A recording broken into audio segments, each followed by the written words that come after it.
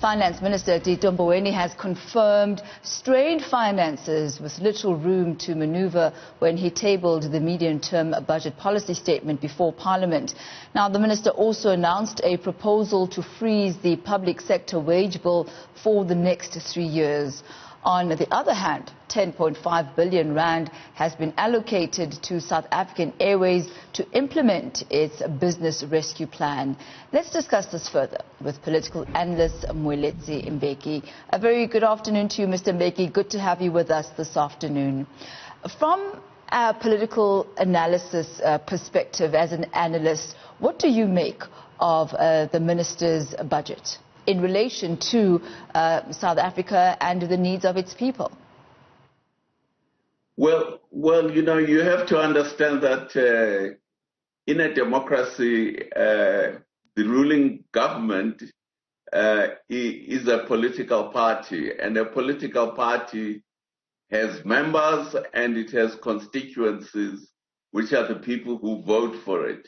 So the first priority of any action of a democratic party in power is to look after the interests of its members and the interests of the people who voted into power. And that's what really this budget does, or this medium-term policy statement is telling us. It's telling us basically that the ANC is voted into power first by the poor people in South Africa, most of whom live in rural areas. Now, the reason they vote for it is because the ANC primarily gives them social grants, and of course, it gives them the vote, and they give the vote to the ANC in return. So there's a partnership there. Now, what this budget does is it looks after the interests of those poor people in terms of their welfare. If you notice, the minister pointed out that even the 350 will continue for some months to come. It was supposed to have ended, but it is being continued. So it does serve the interests of the ANC constituents. Thank you. Before we move forward, perhaps let's park it there. Your sentiment and your analysis of the budget and it serving the interests of South Africans does not seem to resonate with a lot of the unions. We've seen a pop crew not happy about the fact that their budget for policing and law enforcement is going to be cut. We've seen the Public Servants Association also saying that they're literally going to be downing tools, and to use the words that were used by Mr. Maleka himself, he says, he feels insulted and that the minister has shown a lack of respect for the collective bargaining process. So not really an alignment of sentiment between the unions and what it is that you are proposing and saying. Well, the unions are not the poor. The unions don't represent the poor in South Africa, especially the public sector unions. They are not the poor of South Africa. So as I pointed out, the ANC, the primary constituency that votes it into power, I understand the percentage is 60% of the people who vote for the ANC are the poor. So now the unions are down the line. And now that the government is faced with a debt crisis, its decision is that it will not cut the social grants. It can't do anything about the payment of debt service, but it can do something about freezing the salaries of state employees, and that's what it is doing. So the unions have to understand that that's the situation they are faced with. Now, they can go out and fight if that's what they choose to do, or they can negotiate for slightly better terms of freezing, but they have to understand they haven't got the political muscle within the ANC that they used to think they have. And how does 10.5 billion rand to South African Airways benefit the, as you call, poor, the masses, the 60% whom you say vote for the African National Congress?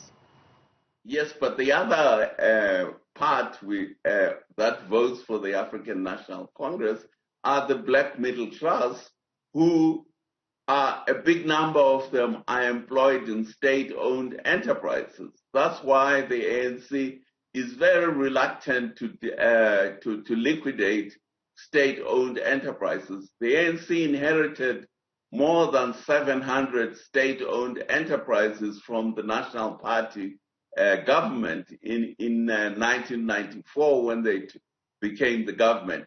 And they filled in the top posts with their own members of the ANC and with their own voters, the black middle class.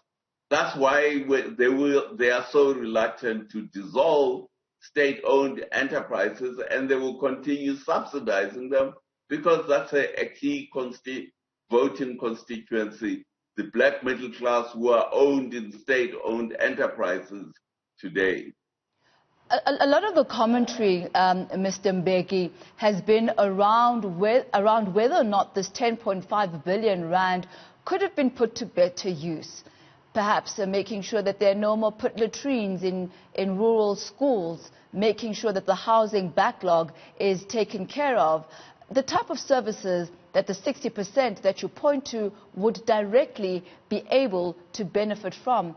Your views and comments on that? Yes, but at the end of the day, the ANC government has to make choices. Do they let the black middle class who are employed in state-owned enterprises lose their jobs, or do they build latrines in some of the rural areas? Those are the choices that they have to make. Both of them address ANC constituencies who vote for the ANC.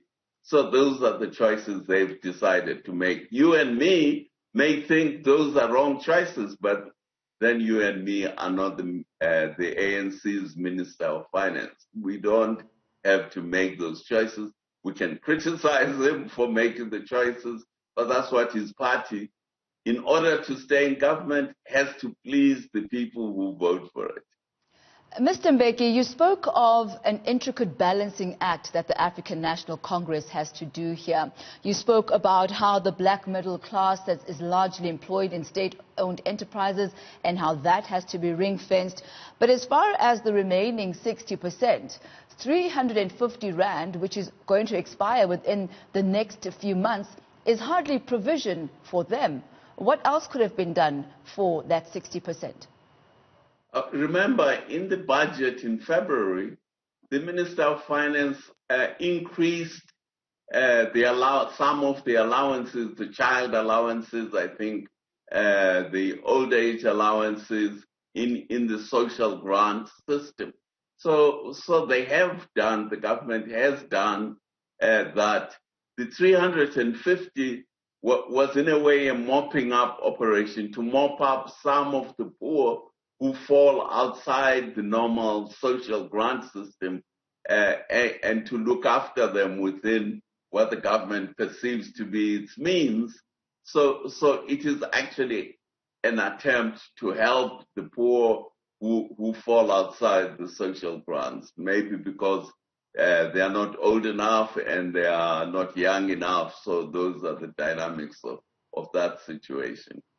Mr. Mbeki, one of the priorities at the moment is developing the economy and getting the economy back on its feet. Do you believe that the minister's budget goes a long way in addressing that particular objective? Well, it may very well do, but I didn't pick up anything that is telling me that this particular policy statement is concerned with promoting, with taking actions that will lead to greater employment in the South African economy. But again, the government, the ANC government, it bemoans the high levels of unemployment, but it does not really take strong measures to address the employment creating sections of our communities, which are the entrepreneurs and those kinds of people. So yes, there is a verbal, rhetorical lament about lack of jobs and in the economy, but I don't think the ANC sees this as a priority. Its priority is redistribution of wealth. That's what the ANC sees as its primary priority, is the redistribution of wealth. Sorry, I think we've just had a power cut. Oh, okay. Sorry about that, but at least our connection is still okay for now. Hopefully we'll keep this going for as long as we can for the next few minutes. One last question to you, Mr. Mbeki. Is this then not perhaps the Achilles heel for the many South Africans whose priority is to stimulate the market, whose priority is to get jobs? And is this not incongruent with what the President has been pronouncing in his economic recovery plan? If this medium-term budget policy statement does not echo those same sentiments, does that not show then a misalignment between what is said and what is done?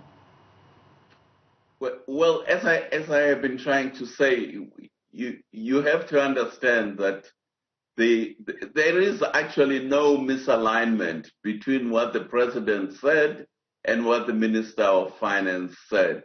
Both of them are addressing the issues of the core issue of their constituency. If you look, for example, at the state employees, they are not saying they are going to fire them. They are just saying that, look, we have a spot of bother here with the debt problem. Can you slow down on the wage that you are? We will need to slow down on the wage increase. We are not reducing it. We are not firing you. So they recognize that the state employees are also constituencies of the ANC. So what the President said is no different from what the Finance Minister said. It's just that the President, I guess, is a more eloquent speaker, and he's able to paint a big tapestry, but in reality, the tapestry and the reality don't quite work together. Mr. Mbeki, thank you very much for your time this afternoon. That's Mr. Moeletsi Mbeki on his perspective regarding the Minister of Finance speech there and trying to put all of that into alignment. Just some of the key things saying there that the black middle class is who the ANC is trying to take care of, but also trying to take care of the masses and trying to straddle that divide.